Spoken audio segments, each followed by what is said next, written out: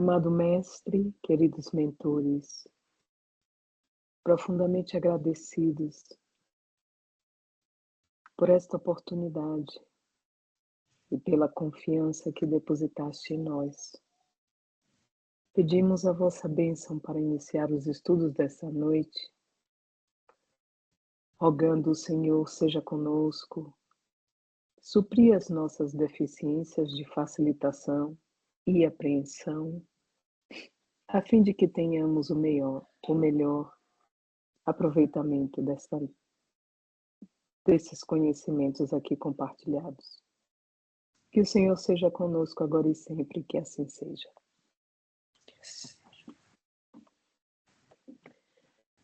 Então, sejam todos bem-vindos mais uma vez, nessa noite em que nós nos reunimos,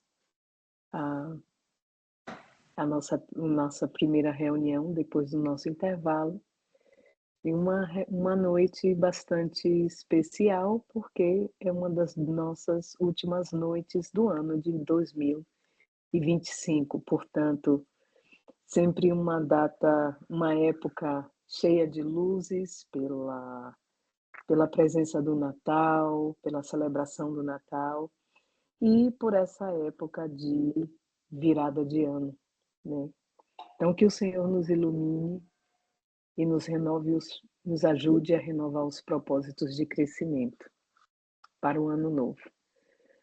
Alguém tem alguma pergunta, algum comentário ou alguma coisa que ficou pendente da última oportunidade? Ok. Se não temos, então, vamos fazer uma pequena recapitulação, como é o nosso hábito, antes de nós retomarmos o estudo do livro Plenitude, da nossa querida mentora Joana de Ângeles. Então, estamos trabalhando o capítulo 8, que se intitula Caminhos para a Saúde. No início do capítulo, Cláudia, você gostaria de dizer alguma coisa? Ainda não, minha querida. Muito obrigada. Ok. Então, já de início, a nossa mentora nos diz, ela nos relembra que o sofrimento, ele se constitui uma via de redenção, que ele é uma opção pessoal e que dura o tempo necessário para a depuração, que são utilizados para esse sofrimento os mesmos elementos que foram utilizados para o comprometimento do espírito, e que assim ocorre pela nossa evolução ainda incompleta, né? E também pela nossa teimosia em permanecermos, em repetirmos comportamentos primitivos. Ela também nos conta que a saúde integral, a paz e a alegria interior, eles são resultantes de uma lucidez mental. E que essa saúde integral, ela também resulta de uma busca, né? É preciso haver um esforço de uma busca para que nós entremos no que ela chama na linha de harmonia. O que é essa linha de harmonia? É a linha de equilíbrio, de homeostase entre os conteúdos psíquicos, né? O nosso psiquismo, aquilo que é essencial para a saúde do nosso psiquismo e para a saúde do corpo físico, né? Então, essa é a linha de equilíbrio. Então, todas as vezes que nós nos distanciamos dessa linha, estamos gerando bloqueio energético. Ela já falou, já usou essa expressão diversas vezes, né?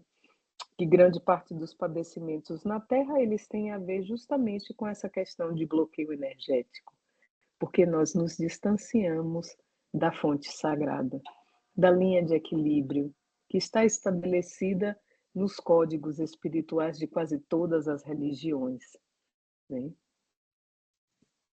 Então, a nossa mentora, ela continua nos dizendo que precisamos criar condicionamentos permanentes para vivenciarmos o bem-estar. Que por mais que nós busquemos a medicina que é de Deus, né?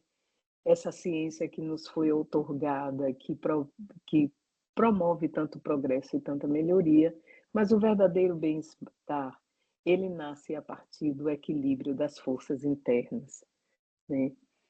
E nos conclama à prática do amor e da caridade, mas nos lembra que a caridade real, ela realmente só acontece quando a gente atinge um certo patamar de iluminação. Então, é realmente importante que nós envidemos esforços constantes para nos aprimorarmos, né, espiritualmente.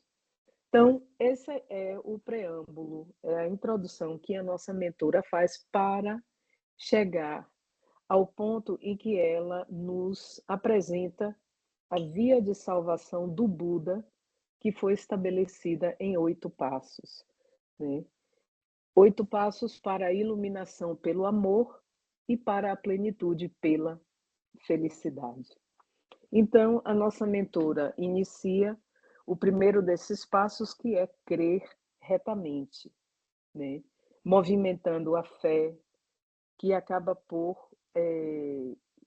em movimento também outras energias dentro de nós, que acabam por nos alçar a patamares audaciosos de conquistas espirituais, né?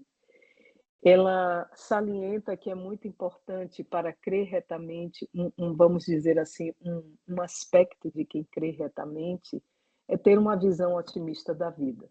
É uma característica marcante daqueles que têm uma crença que está bem assentada na verdade universal, né.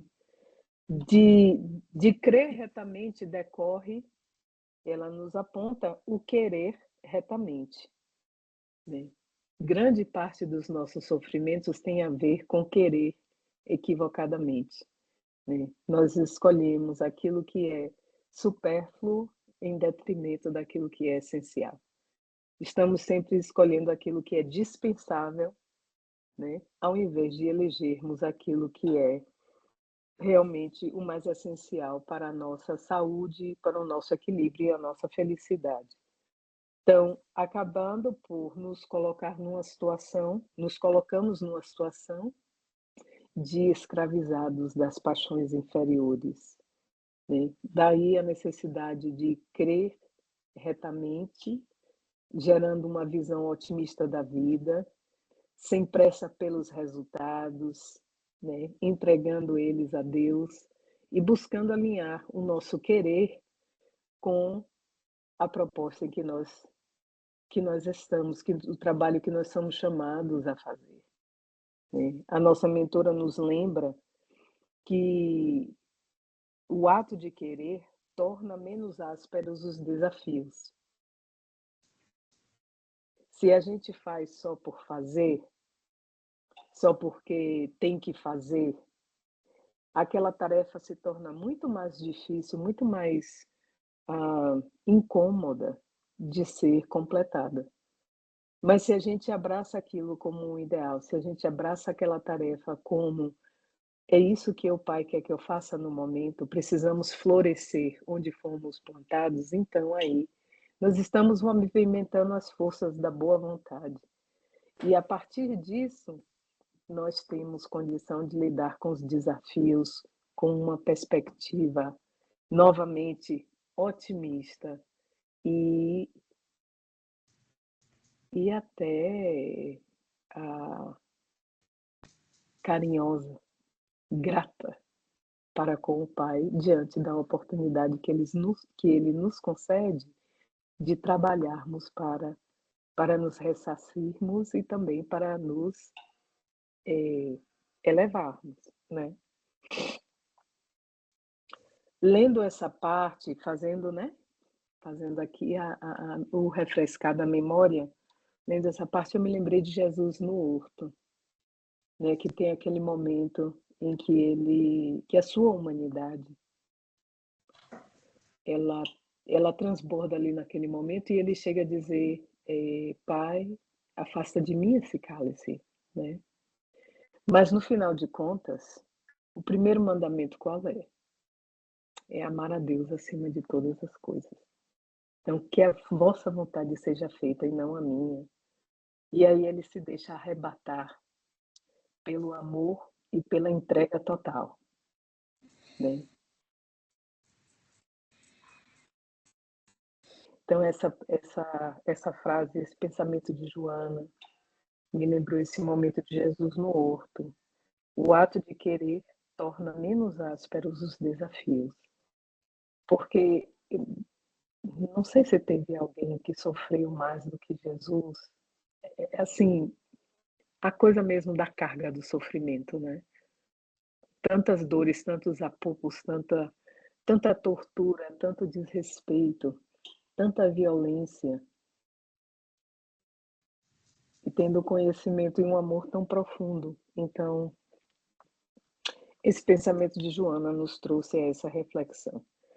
Então, aqui foi onde nós paramos. O crer retamente nos leva ao querer retamente, e o querer, e ambos desembocam no falar retamente. E é aqui que a gente retorna para ver o que foi que a nossa mentora nos, nos convidou a refletir.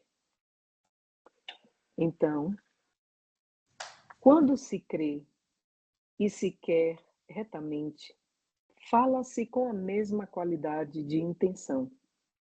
Sei E que essas palavras, conforme se refere o Evangelho, exteriorizam o de que está cheio o coração. Indispensável, portanto, a vivência íntima das aspirações superiores, a fim de que a música da palavra traduza-as para o exterior retamente. A palavra é valioso instrumento de comunicação que tem entorpecido grandes ideais da humanidade, por não ser fiel aos sentimentos que deveria expressar. Fala-se por falar-se.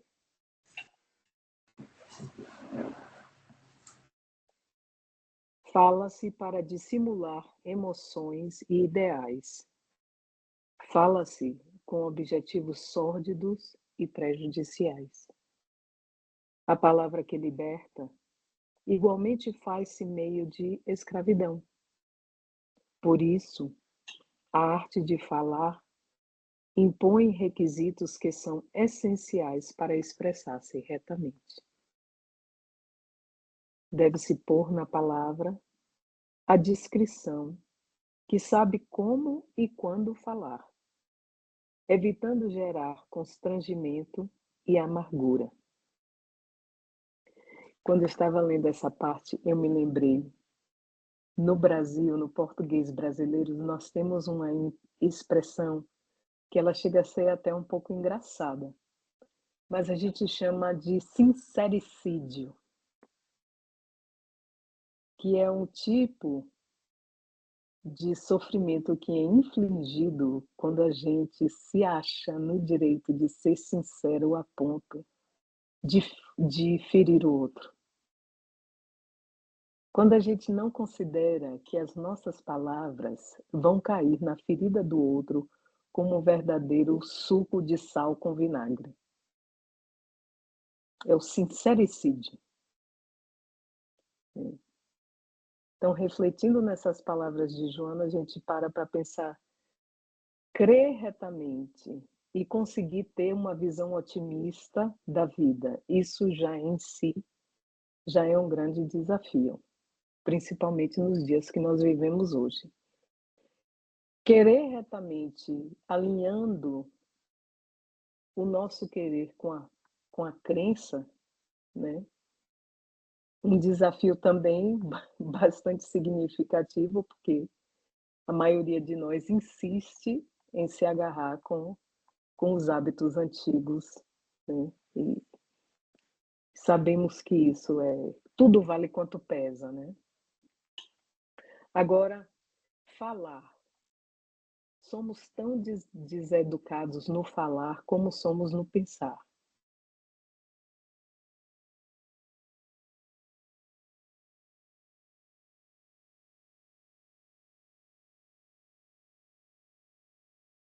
Então, embutida nessa proposta, a gente vê a questão da responsabilidade e também a necessidade do silêncio, né.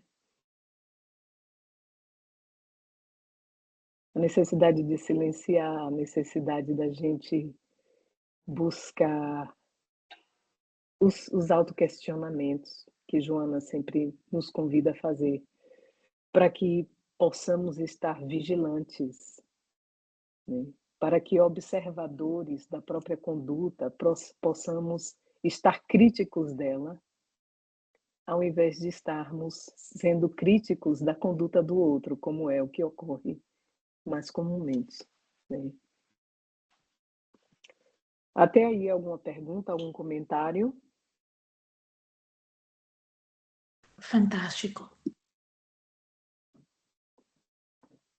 Muito obrigada.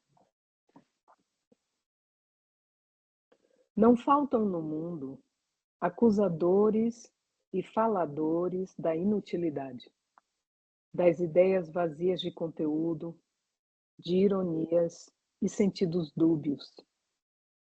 Eles inquietam e anatematizam, infelicitam e desajustam, dominados por idealismos falsos e paixões inferiores. O falar retamente fomenta o progresso, desenvolvendo as aspirações que se exteriorizam em ideais de liberdade e amor, impulsionando as criaturas para a frente, para o bem. Falando retamente, Sócrates desenvolveu a filosofia, elevando-a às cumeadas e dignificando os princípios éticos e morais, que ainda constituem base ao idealismo, ao espiritualismo. Lendo esses parágrafos, e na nossa reflexão nós nos lembramos daquele dizer, se eu não sei se foi atribuído a Sócrates ou a quem foi, agora não me lembro.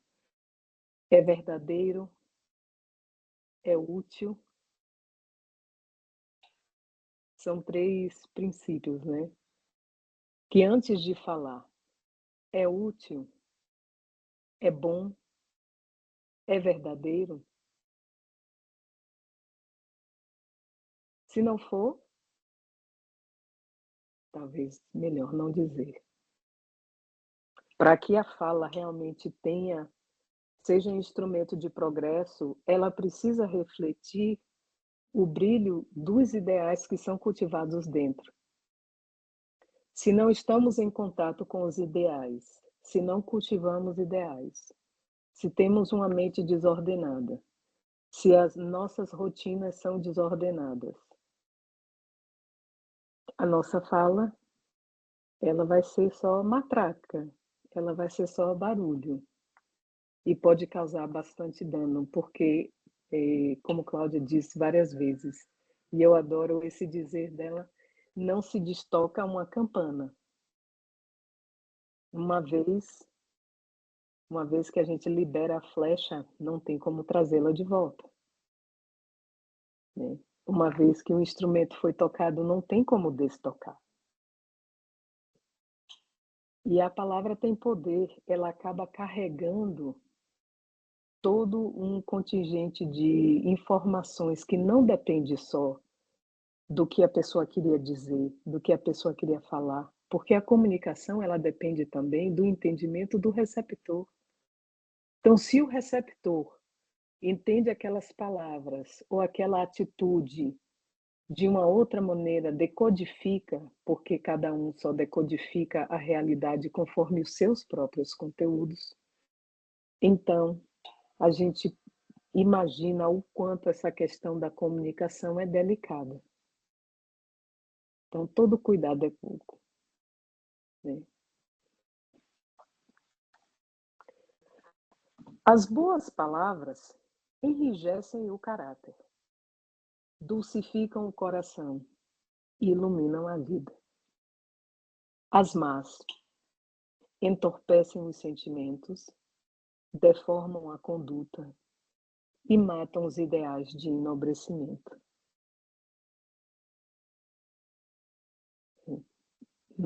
apóstolo Paulo costumava dizer que as más palavras corrompem o coração, né. Elas carregam uma carga tão negativa que aquilo que a gente pensa negativamente ou aquilo que a gente expressa com más palavras, ele já sai de si, ele já nasce podre, ele já nasce com uma carga que não fomenta crescimento, que não fomenta a alegria, pelo contrário. Isso é um ponto interessante, que eu tive uma conversa recentemente no Brasil, com uma pessoa muito querida, que estava, assim, bastante revoltada com uma certa situação. Mas por enxergar a situação por um ângulo bastante pessimista, né, então essa pessoa estava envolta numa carga negativa muito pesada. Então, nós nessa conversa estávamos convidando essa pessoa a não estabelecer termos tão exatos para uma situação da qual ela não conhece profundamente, porque ninguém conhece a realidade interna do outro. Ninguém conhece o que o outro vive no seu na integridade do seu presente e do seu passado, quais são os seus antecedentes espirituais, né. Então a gente precisa ter muito cuidado quando a gente tece a teses definitivas a respeito das pessoas e dos seus comportamentos. Isso é uma coisa que a gente não deve nunca fazer, porque nos fere, né, a estabelecer, eh, sob o pretexto de uma lógica que abarca um conhecimento que simplesmente não abarca, porque o conhecimento do outro, ele não nos pertence, né. Então conversando com essa pessoa, diz assim: "Mas como é que você sabe?". "Não, mas é porque é assim", né. A gente tem essa às vezes a gente constrói esse tipo de raciocínio. Aí eu tentei explicar, eu disse: mas se a gente olhar deixando essa parte em aberto, a gente coloca reticências, isso facilita a gente não sentir tanta animosidade, isso não nos enche desse sentimento negativo, porque uma vez que a gente fechou a equação e o resultado é um resultado azedo, e é uma coisa que nos indigna, é muito difícil a gente não cair na armadilha da emoção tóxica, é muito difícil. Então é incrível como, elaborar o pensamento com expressões generosas, com expressões caridosas, com expressões de respeito pelo espaço do outro, elas significam também respeito pelo nosso próprio espaço, porque a sujidade da emoção tóxica não nos contamina, né. Então, as boas palavras enrijecem o caráter, porque todas as vezes que a gente as utiliza, a gente se robustece, e são aquelas vitaminas, né, são aquelas endorfinas, a gente toma um banho de coisa boa. Até aí, tudo bem? Alguém gostaria de compartilhar alguma coisa, perguntar alguma coisa? Tá, Claríssimo. tá, obrigada. Que bom. Se tiverem qualquer pensamento adicional, qualquer inquietação, por favor.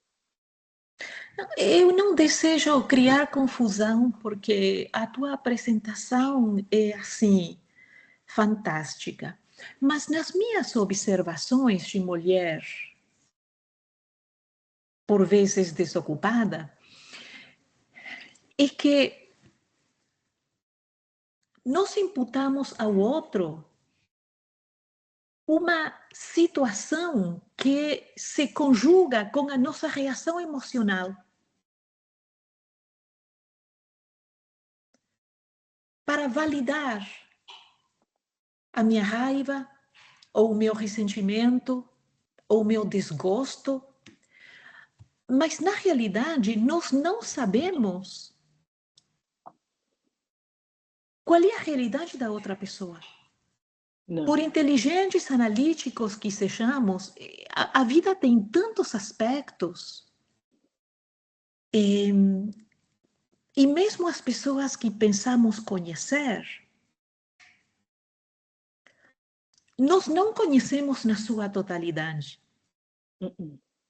Então, o melhor profilático para todo mundo, como você fala, é dar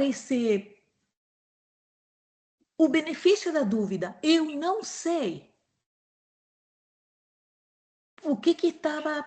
Eu não sei realmente o que foi que aconteceu. Eu só posso descrever a minha reação. Mas talvez eu esteja reagindo não ao que aconteceu, sino aos meus próprios medos e inseguranças. Mas é lógico que para chegar nesse ponto é necessário um mínimo de maturidade e autoconhecimento. E por Exato. isso que tem tanta toxicidade esvoaçando por aí, porque você assume e eu assumo e todo mundo assume e é uma guerra assumida que não tem fim.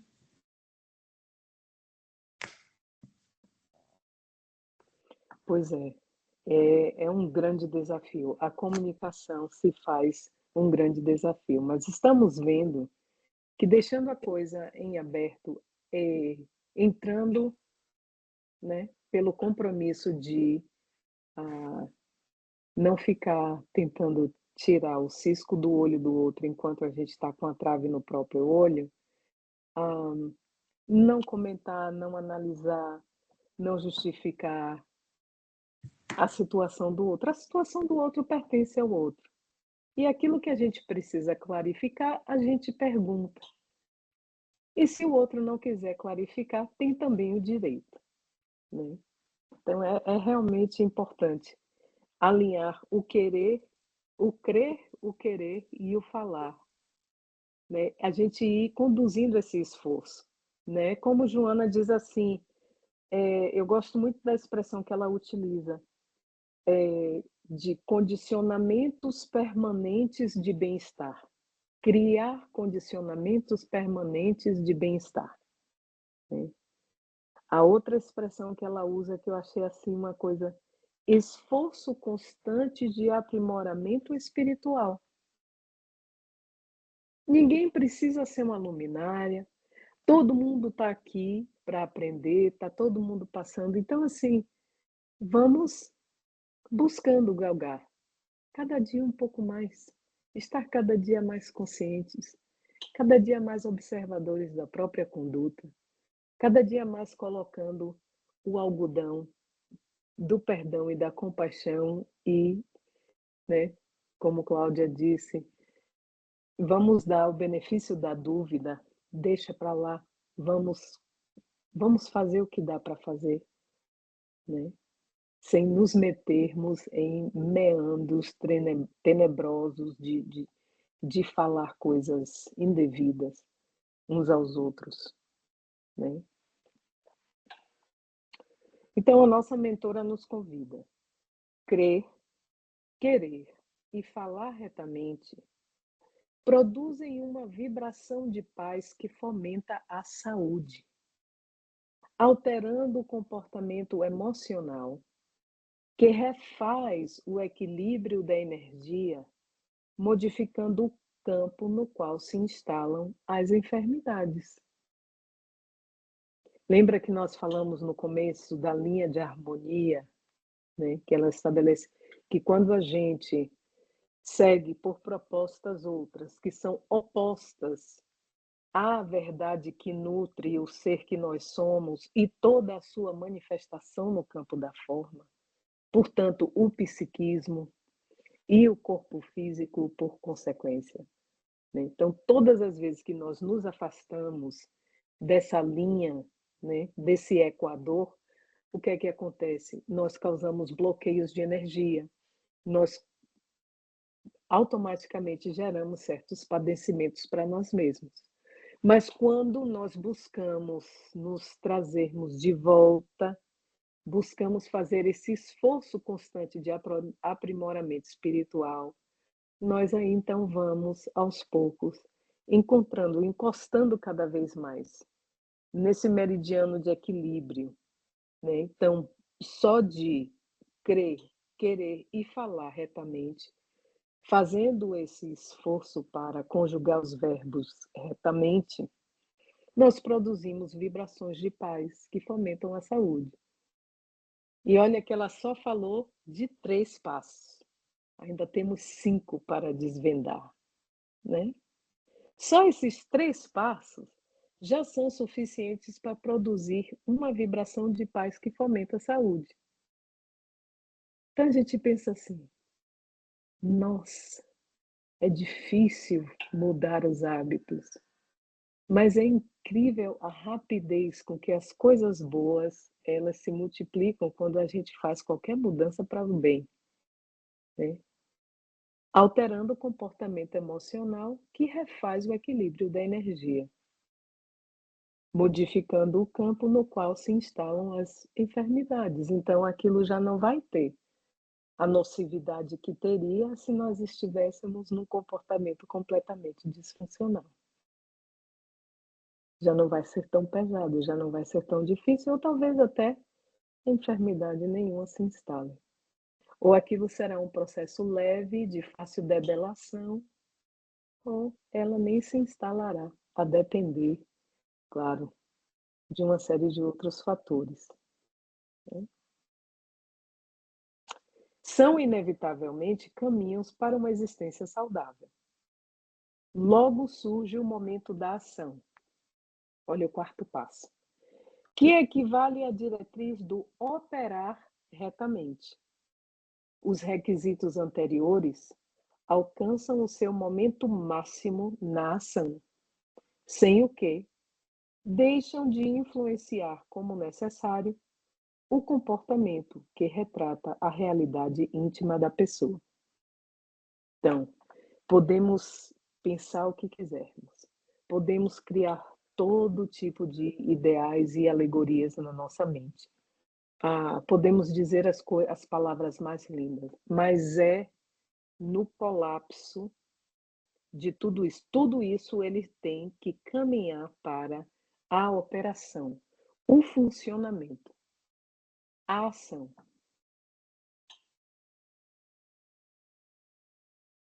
Porque só através da ação repetida, no campo positivo do equilíbrio espiritual, que nós vamos equilibrando, vamos apagando os erros do passado, vamos escrevendo uma nova história, com um outro tipo de consciência, com um outro tipo de responsabilidade por nós e pelos outros, né? Pela realidade que nós habitamos, imprimindo no comportamento, porque aí a gente está assinando embaixo. É com a ação que a gente assina embaixo. E isso, ela prolongada, e não é uma questão de evento, é uma questão de manutenção. É preciso escolher fazer o melhor, viver com honra, escolher o melhor para si. E aquilo que é melhor para nós, dentro dos cânones espirituais, dentro dos cânones de saúde espiritual, para nós será também o melhor para os nossos irmãos, para os nossos companheiros, né. Então, a retidão impõe-se em todos os passos da existência humana. Um coração tranquilo é resultado de uma conduta reta e, por consequência, fator basilar para uma consciência de paz. Eu tive a felicidade de conviver com uma mulher incrível, que tinha muitos problemas e a nossa convivência foi muito difícil durante muito tempo. Mas essa criatura, que foi a minha mãe biológica nessa encarnação, ela dizia uma coisa que foi assim, ela poderia ter feito as piores atrocidades, mas de ter dito isso, a exaustão, ela dizia assim: "Tá a dose, tá difícil, mas vamos ter que fazer". Aí outra pessoa dizia assim: "Mas Luísa, isso é um absurdo". Aí ela dizia assim: "Absurdo é deitar a cabeça no travesseiro e não ter paz para dormir. Esse é o grande absurdo. Eu escolho paz de consciência. Eu quero deitar a cabeça no travesseiro e saber que eu fiz tudo o que eu podia, que eu dei tudo o que eu tinha.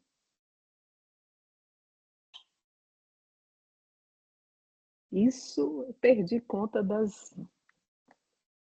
Ela dizia: não tem tesouro melhor, não tem nada nessa vida que pague, porque uma consciência incendiada pelo remorso é o inferno. A gente não precisa nem pensar em morrer para chegar no umbral. O umbral é um umbral na terra. Uma consciência incendiada pelo desequilíbrio, incendiada pelo remorso. Saber que não fez o que sabia que era para Que ser feito. deveria ter feito, exato. É uma coisa horrível.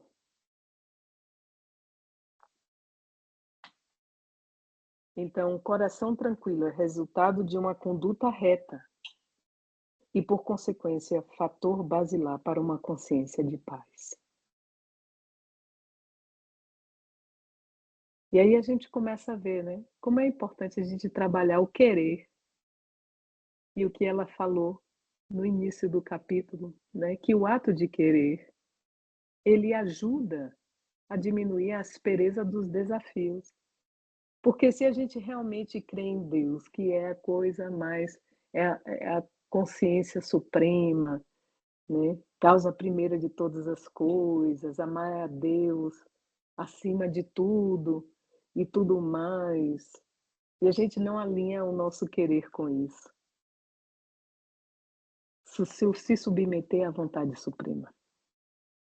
Fazer tudo o que está ao nosso alcance para que haja paz, para que haja harmonia, para que a dor seja minorada.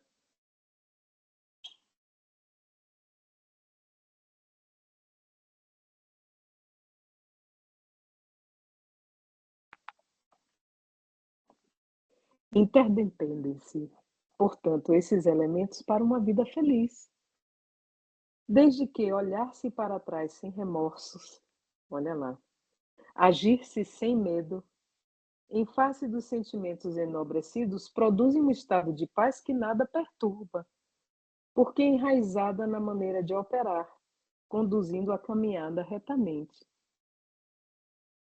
Não tem coisa melhor do que a gente investir pesadamente no espírito, em sintonizar a conjugação desses verbos com aquilo que o Evangelho nos ensina. Porque aí a gente vai perdendo as inseguranças, vai perdendo os medos, aquelas coisas todas que a gente sentia quando era jovem. Ave Maria, Deus me livre e guarde. Tem gente que diz assim, ai, quem me dera voltar. E se a pessoa tá só pensando no excesso de colágeno que tem, né, numa idade mais nova, mas não está se dando conta do tanto de incerteza, ansiedade, remorso, medo, insegurança que se sente quando a gente ainda não tem uma fé e uma maturidade emocional estabelecidos, né. Então, isso já de si, já não experimentar todo esse cipoal de emoções desestabilizadoras já é uma felicidade, né. E uma grande coisa, num planeta como o nosso. O mundo progrediu sempre graças àqueles que agem com retidão. Os seus exemplos de dedicação às causas dignificadoras tornaram-se a base do processo de engrandecimento da vida e das demais criaturas. O exemplo arrebata. Conscientes das suas responsabilidades, não temeram as perseguições, as lutas ásperas, os sacrifícios, nem mesmo o holocausto, quando este se fazia necessário, desde que permanecesse impoluto o ideal que sustentavam. Sabiam que a morte do corpo não destrói a ideia grandiosa e que é no sangue do martirológio que a semente da verdade germina, a fim de poder frondejar mais tarde, abençoando com flores e frutos. As flores e os frutos, elas são a última parte da árvore a se abrir. O fruto é a última coisa. Levou muito tempo, levaram vários séculos até que as pessoas começaram a entender que tornar certos revolucionários mártires era dar tiro no próprio pé. Eles queriam matar uma ideia, matando uma pessoa. Mas não se pode matar um ideal. Pelo contrário, o ideal é um tipo de planta que, regado com o suor do sacrifício, o sangue do holocausto, ele cresce, ele se espalha como um fogo selvagem. Daí que hoje em dia nós vivemos um ambiente em que, em que as guerras se fazem mais duras, porque os homens aprenderam isso, os homens de coração duro aprenderam isso. Que o sangue do martirológio não cala o ideal. Pelo contrário, torna ele mais forte. Aí o que é que eles fazem? Eles utilizam da palavra para fazer a guerra das mentiras, das ideias contraditórias, dos sofismas, para confundir as pessoas menos avisadas, os falsos profetas.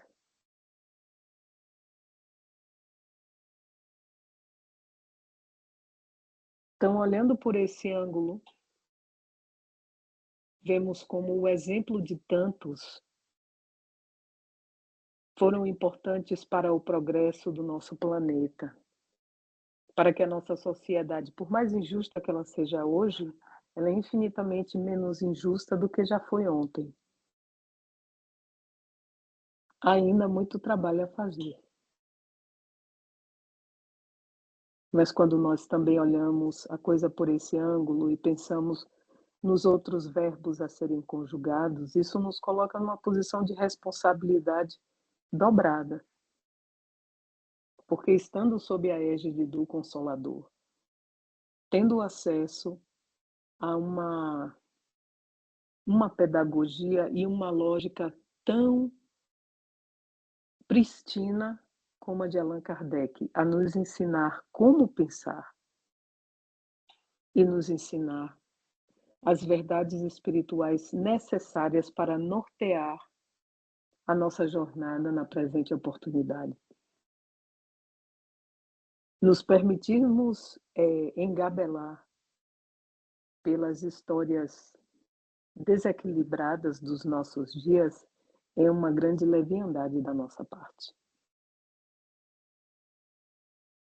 Então nós temos esse termo de responsabilidade, essa herança para com os heróis do passado e para com os mestres que nos antecederam, que nos ensinaram como nos portarmos.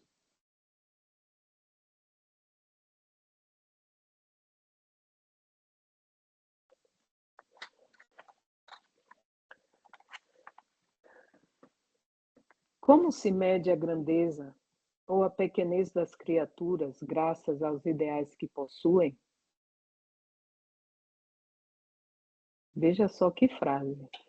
Como se mede a grandeza ou a pequenez das criaturas graças aos ideais que possuem? É na ação que se avalia a excelência das suas aspirações, pois que aí, ao operá-las, trazê-las ao mundo objetivo, concretizá-las no campo da forma, é que elas experimentam a intensidade dos fornos onde são lançadas antes de se tornarem realidade.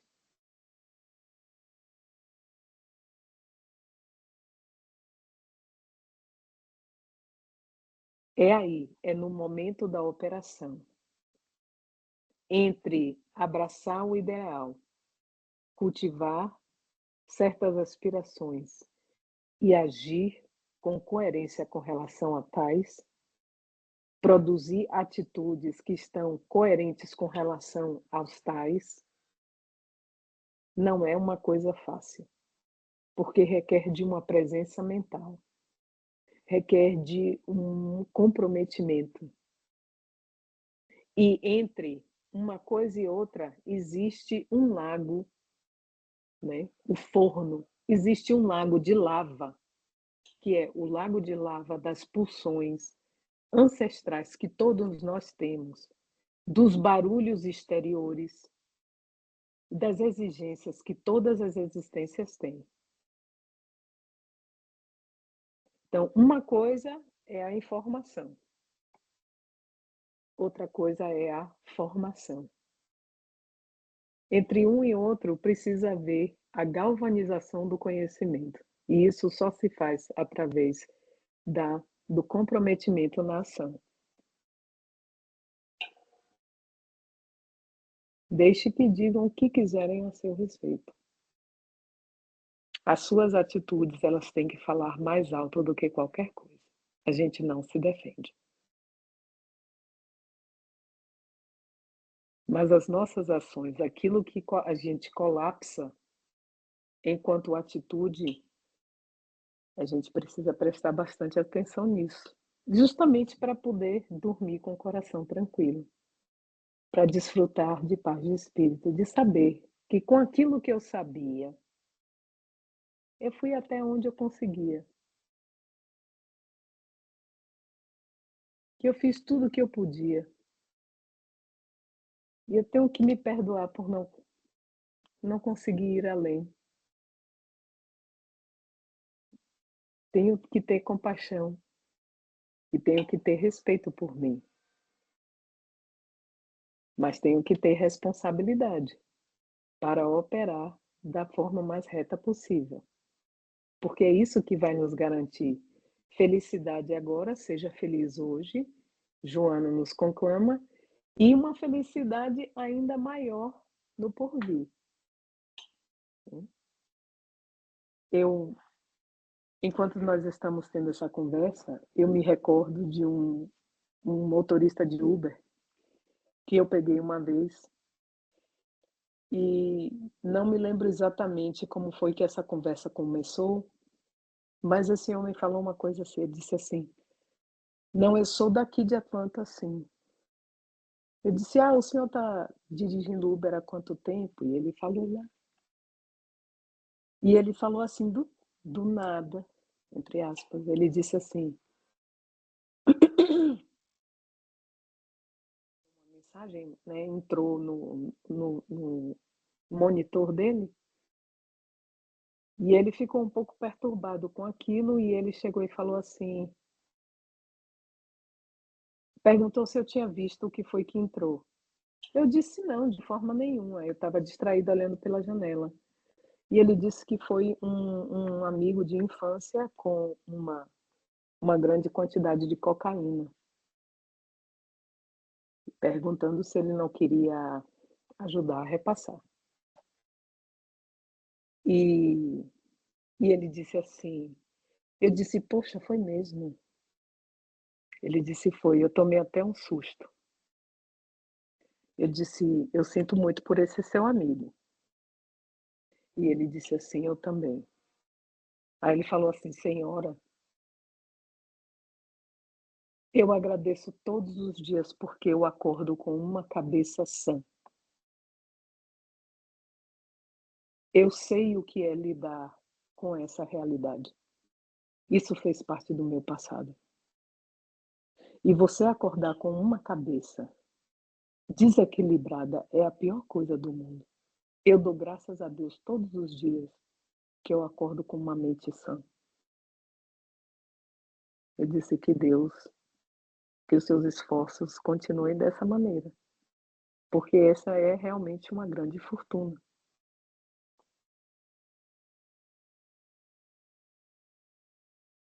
Imagine. Comentários, perguntas. Ainda temos 10 minutinhos. Eu vou fazer um parêntese. Fala, Cláudia.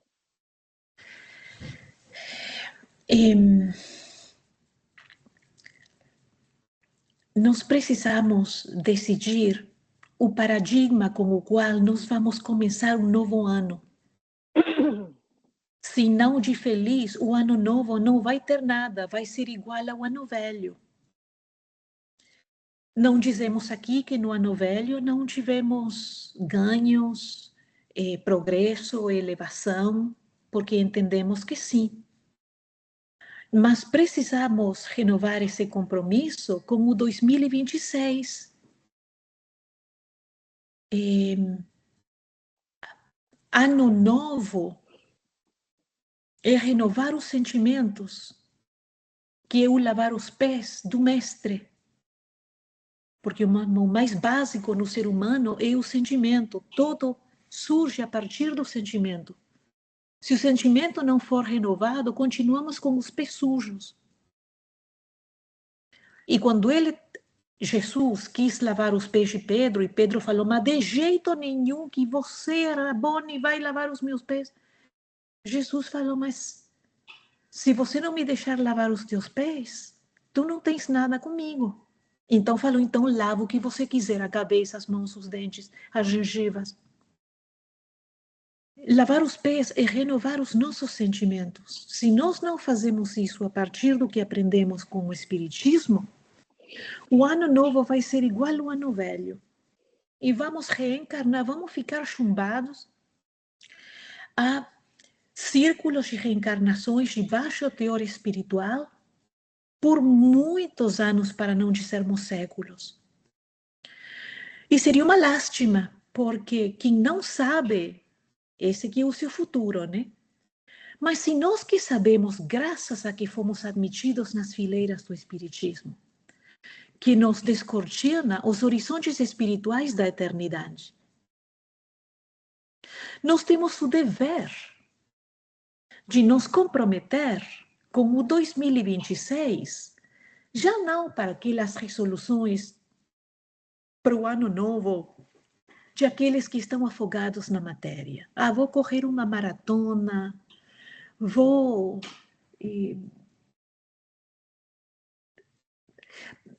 É a reciclagem da alma, porque uma encarnação é uma proposta de autorrenovação. E nós sabemos que o fato do ano ser formado por 365 dias não significa, em concreto, nada. Se a Terra viajasse mais rápido, seria um ano de 215 dias. Se viajasse mais devagar, em volta do Sol, seria um ano de 643 dias. Então, o ano, pela quantidade de dias, não tem o mais mínimo valor. Mas, simbolicamente, sim. Porque renovamos os nossos votos para fazer mais e melhor. Especialmente considerando que com cada ano novo, nós estamos mais velhos. Os nossos corpos estão mais velhos. Estamos gastando os corpos, estamos consumindo recursos, estamos ocupando espaço num planeta que já está superpopulado. Então, a nossa escolaridade na vida física não é barata. Estamos custando os olhos da face. Então, que pelo menos possamos retribuir, possamos justificar com progresso concreto, não promessa a futuro.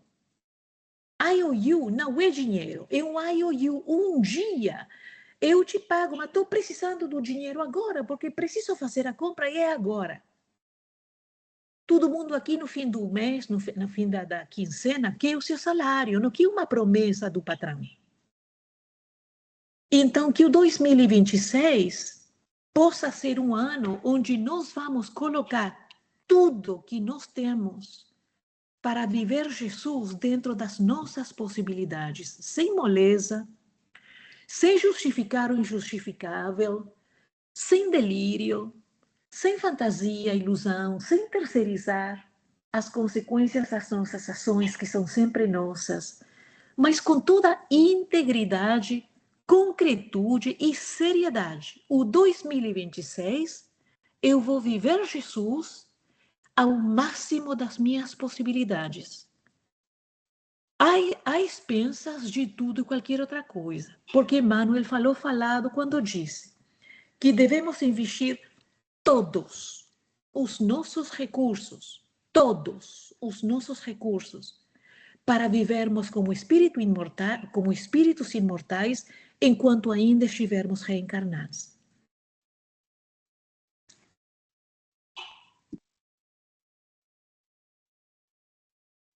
Muito obrigada, Cláudio. Mais alguém?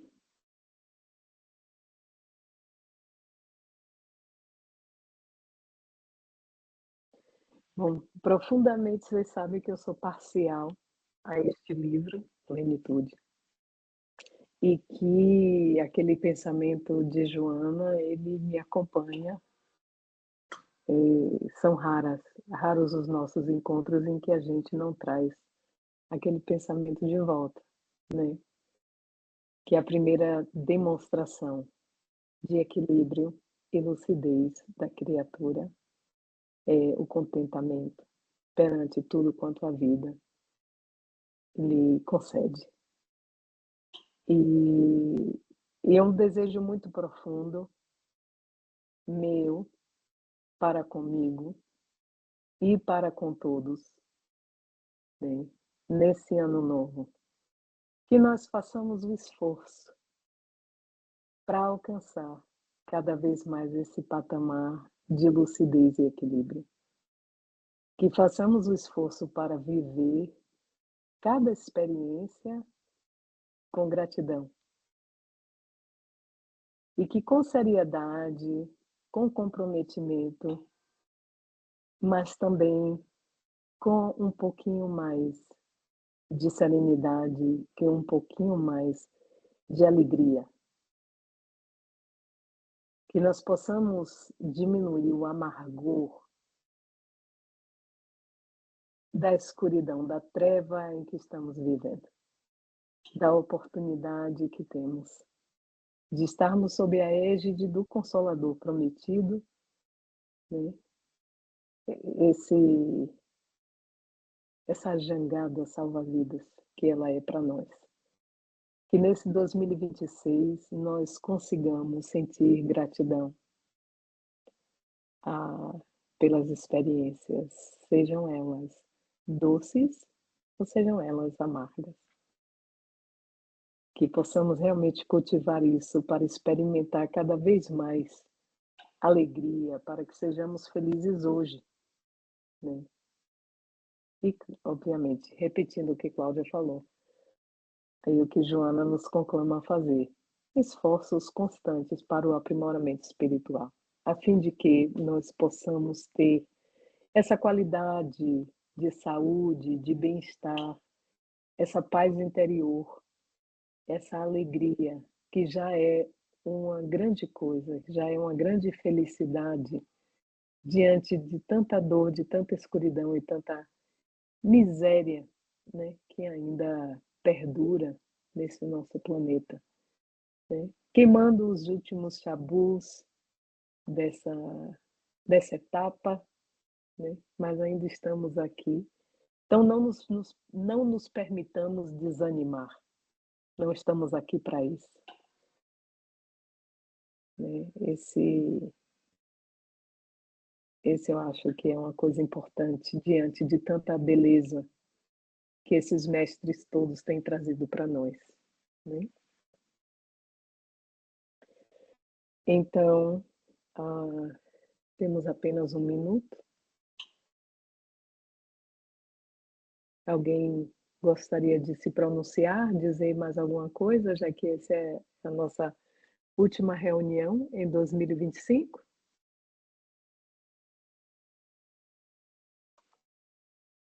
Se não, nós agradecemos a presença de todos. Vamos orar.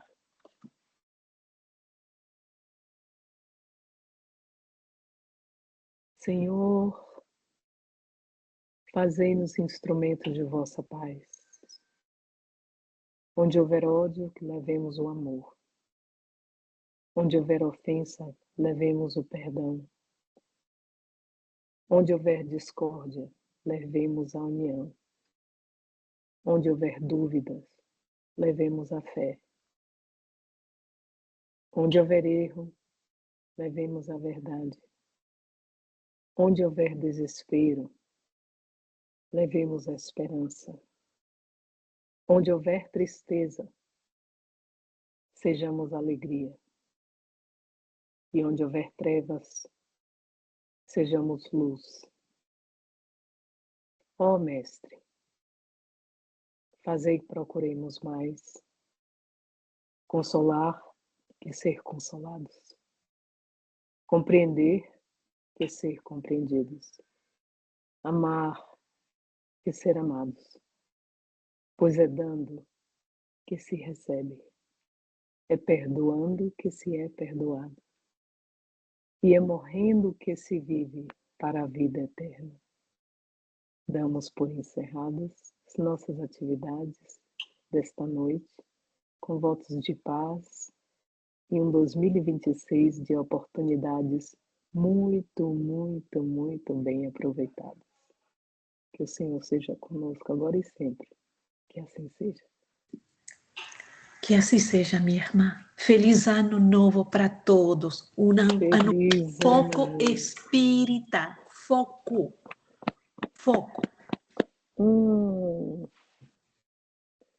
Feliz ano novo. Que assim seja. Isso aí a todos. Que tenham um bom fim de ano. Obrigado, Gui. Todas essas palavras. Cezinha. Todas essas palavras do ano